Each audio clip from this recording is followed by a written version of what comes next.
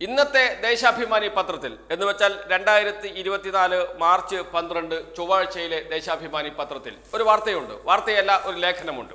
ആ ലേഖനം എഴുതിയിരിക്കുന്നത് ജിഫ്രി മുത്തുക്കോയ തങ്ങളാണ്. ജിഫ്രി മുത്തുക്കോയ തങ്ങൾ ആരാണ്? സമസ്തയുടെ അധ്യക്ഷനാണ്. സമസ്ത എന്ന് പറയുന്ന മുസ്ലിം സമുദായത്തിലെ ഏറ്റവും വലിയ സംഘടനയുടെ അധ്യക്ഷനാണ് ജിഫ്രി മുത്തുക്കോയ തങ്ങൾ. അദ്ദേഹമാണ് ദേശാഭിമാനിയിൽ, CPIM-ന്റെ മുഖപത്രമായ ദേശാഭിമാനിയിൽ ഒരു ലേഖനം എഴുതുന്നത്.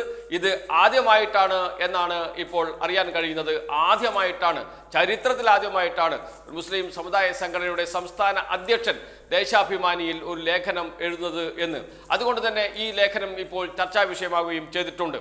ആ ലേഖനത്തിന് തലക്കെട്ട് ഇങ്ങനെയാണ്: റംസാൻ സാഹോദര്യത്തിന്റെ മാനവികതയുടെ പ്രഖ്യാപനം എന്നും. റംസാൻ മാസം ആരംഭിക്കുന്ന ഘട്ടത്തിലാണ് ഇത്തരമൊരു ലേഖനം എഴുതിയിരിക്കുന്നത്.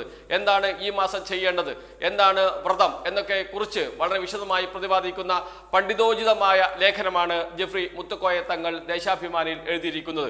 റംസാൻ സാഹോദര്യത്തിന്റെ മാനവികതയുടെ പ്രഖ്യാപനം എന്ന്. മാനവ ഐക്യത്തിന്റെ പ്രഖ്യാപനം നടത്തുന്ന മാസം കൂടിയാണ് റംസാൻ.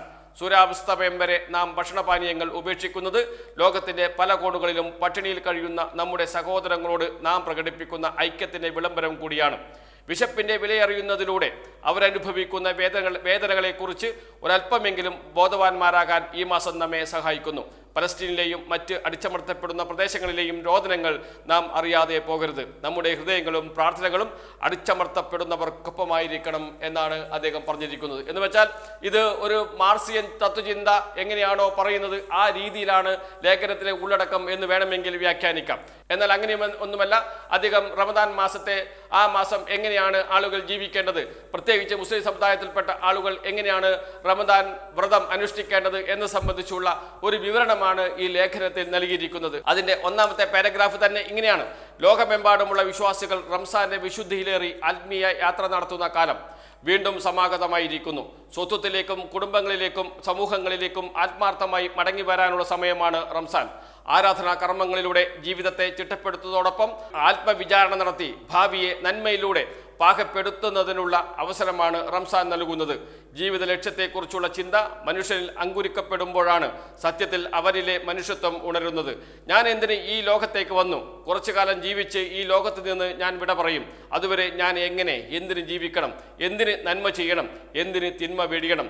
നന്മ ചെയ്തവനും തിന്മ വെടിഞ്ഞവനും പ്രത്യേകം ഒന്നും ഇല്ലെങ്കിൽ പിന്നെ നന്മയ്ക്ക് എന്ത് പ്രസക്തി? ഇതിനുള്ള ഉത്തരമാണ് വിശ്വാസി ഇസ്ലാമിൽ കണ്ടെത്തുന്നത്.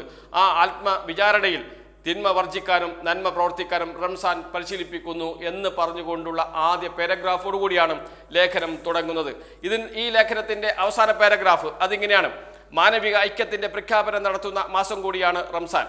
സൂര്യാസ്തമയം വരെ നാം ഭക്ഷണപാനീയങ്ങൾ ഉപേക്ഷിക്കുന്നത് ലോകത്തിന്റെ പല കോണുകളിലും പട്ടിണിയിൽ കഴിയുന്ന നമ്മുടെ സഹോദരങ്ങളോട് നാം പ്രകടിപ്പിക്കുന്ന ഐക്യത്തിന്റെ വിളംബരം കൂടിയാണ്.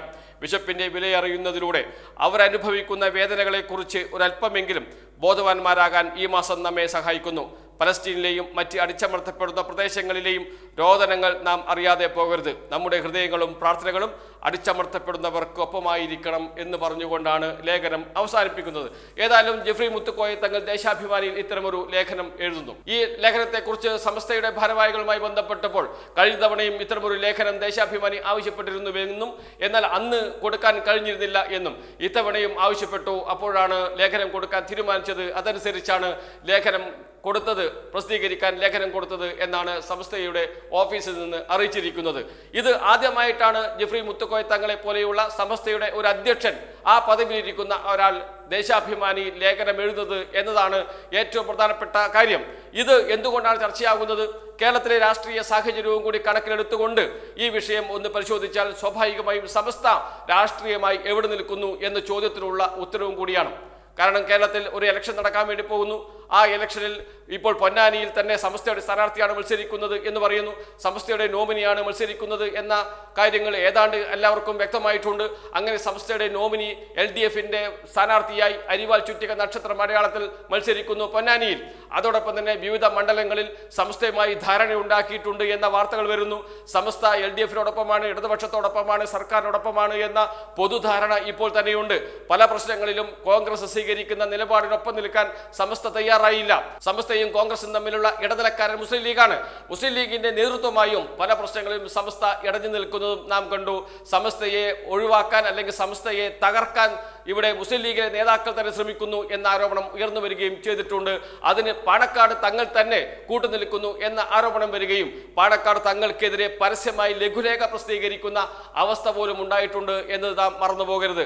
ഏത് സ്ഥാനാർത്ഥി ഏതൊക്കെ മണ്ഡലത്തിൽ ജയിക്കണമെന്ന് തീരുമാനിക്കാൻ സമസ്തയ്ക്ക് കഴിയുമെന്നും അങ്ങനെ ചില തീരുമാനങ്ങൾ നേരത്തെ എടുത്തിട്ടുണ്ട് എന്നും അങ്ങനെ തീരുമാനമെടുത്തപ്പോൾ മുസ്ലിം ലീഗ് സ്ഥാനാർത്ഥികൾ തോറ്റ ചരിത്രമുണ്ട് എന്നും ഈ ലഘുലേഖയിൽ പറഞ്ഞത് പാണക്കാട് തങ്ങളുടെ പേരെടുത്ത് പറഞ്ഞ് വിമർശിച്ചുകൊണ്ടാണ് ലഘുലേഖ അവസാനിക്കുകയും ചെയ്യുന്നത്. എന്ന് വെച്ചാൽ ഒരു തുറന്ന യുദ്ധത്തിന് സമസ്തയിലെ ഒരു വിഭാഗം മുസ്ലിം ലീഗിനെതിരെ ഒരു തുറന്ന യുദ്ധത്തിന് തയ്യാറായിരുന്നു എന്ന് നാം മറന്നുപോകരുത്. അത് വളരെയേറെ ചർച്ചയാകുകയും ചെയ്തിരുന്നു.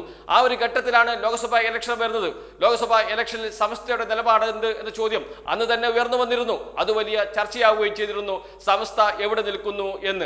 അങ്ങനെ സമസ്ത എവിടെ നിൽക്കുന്നു എന്ന ചോദ്യത്തിനുള്ള ഉത്തരം കൂടിയാണ് ഈ ലേഖനം എന്നാണ് രാഷ്ട്രീയ നിരീക്ഷകർ പറയുന്നത്.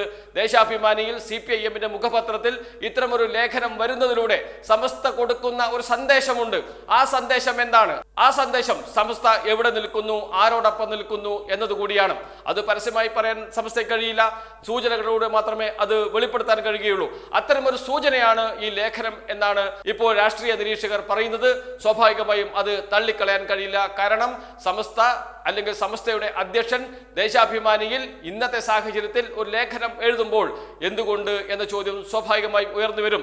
കേരളം മാത്രമാണ് ഒരു തുരുത്തായി ഇപ്പോൾ അവശേഷിക്കുന്നത്. ന്യൂനപക്ഷങ്ങൾക്ക് സമാധാനത്തോടെ ജീവിക്കാൻ കഴിയുന്ന ഇന്ത്യയിലെ ഏക സ്റ്റേറ്റായി ഏക സംസ്ഥാനമായി ഇപ്പോൾ അവശേഷിക്കുന്നത് കേരളം മാത്രമാണ്. ആ തുരുത്തുകൂടി നഷ്ടപ്പെടണമോ എന്ന ചോദ്യമാണ് സമസ്തയുടെ സാധാരണ പ്രവർത്തകർ ചോദിക്കുന്നത്. ആ ചോദ്യം തന്നെയാണ് ജിഫ്രി മുത്തുക്കോയ തങ്ങളെ കൊണ്ട് ഇത്തരമൊരു ലേഖനം ദേശാഭിമാനിയിൽ പ്രസിദ്ധീകരിപ്പിക്കാൻ അല്ലെങ്കിൽ ദേശാഭിമാനിക്ക് കൊടുക്കാൻ തയ്യാറായതിന് പിറകിലുള്ളതും എന്നും എല്ലാവർക്കും അറിയുന്ന കാര്യം തന്നെയാണ്. അത് പ്രത്യേകിച്ച് വിശദീകരിക്കേണ്ട കാര്യമില്ല. കാരണം ഇത്തരമൊരു ഇലക്ഷന് മുന്നിൽ അല്ലെങ്കിൽ ലോക്സഭാ ഇലക്ഷൻ നടക്കുന്ന ഘട്ടത്തിൽ ഇത്തരമൊരു ലേഖനം ദേശാഭിമാനിയിൽ പ്രസിദ്ധീകരിച്ചത് സ്വാഭാവികമായും രാഷ്ട്രീയ ചർച്ചയ്ക്ക് ഇടയാക്കിയിട്ടുണ്ട്. അതിൽ ഒരു സന്ദേശമുണ്ട് എന്ന് രാഷ്ട്രീയ നിരീക്ഷകർ പറയുന്നു. ആ സന്ദേശം എന്താണ് എന്ന് പറയാതെ തന്നെ എല്ലാവർക്കും മനസ്സിലാകുന്നുണ്ട്. കഴിഞ്ഞ കാലങ്ങളിൽ സമസ്ത എടുത്ത നിലപാടുകളുണ്ട്. ആ നിലപാടുകളുടെ ഒരു തുടർച്ചയാണ് ഈ ലേഖനം എന്ന കാര്യത്തിൽ സംശയമേ ഇല്ല. അത് ഇടതുപക്ഷത്തോടൊപ്പമാണ് സമസ്ത എന്ന് ആവർത്തിച്ച് പറയുന്നതിന് തുല്യമാണ്.